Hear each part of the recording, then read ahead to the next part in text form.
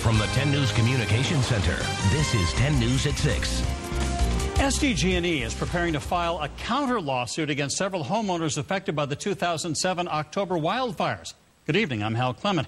The power company claims the homeowners did not do their part to prevent fire from destroying their homes, including clearing brush.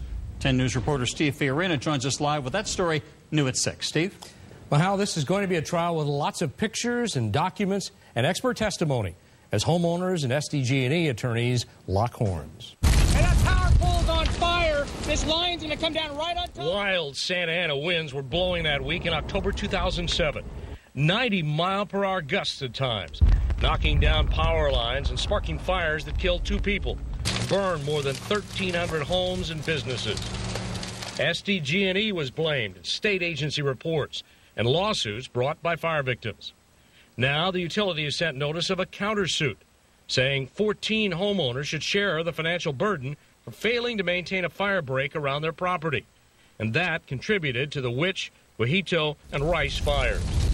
A claim that attorneys for those homeowners vow to fight fiercely. They have maintained their houses, their properties meticulously.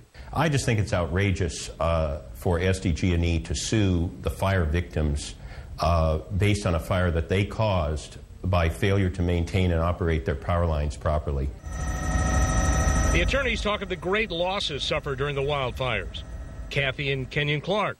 They lost everything that they owned virtually in that house. All their memories, all their pictures, all their furniture, everything. Their pet rat was killed. Their 12-year-old son's pet rat was killed. Their life was irreparably harmed, and now they get sued. SDG&E told us a cross-complaint is standard procedure in civil lawsuits. That county ordinances require property owners to clear a defensible space around their homes, from 20 feet to 100 feet in extreme hazard areas, and that a lack of compliance is likely to have a direct bearing on the speed and spread of the inferno and the extent of the resulting damage. Now, of course, each side would have to provide proof of any claim. It'll probably be a jury trial and probably a lengthy one. So this, Steve, is a draft of a countersuit, hasn't been filed yet. That's correct. They sent this to the other attorneys. It will then go to trial. Might be some changes, but in essence, this is it. All right. Thank you, Steve.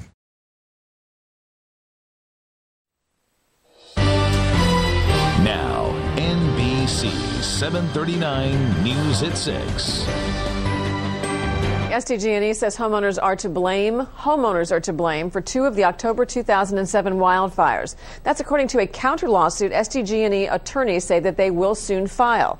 The Public Utilities Commission ruled SDG&E power lines sparked the October 2007 wildfires. Several homeowners then sued the utility for damage to their homes. But now in a threatened counter lawsuit, SDG&E claims homeowners are responsible for the fire because they did not properly clear brush from their property. News of the lawsuit outraged Jim Frantz, an attorney for 3 of the homeowners. They lost everything they own. They lost all the way down to their china, to their family pictures, to their pet rat, and now they get sued by this corporation. It's wrong. A spokesperson for SDG&E calls the legal move routine and a necessary part of their defense to the class action lawsuit.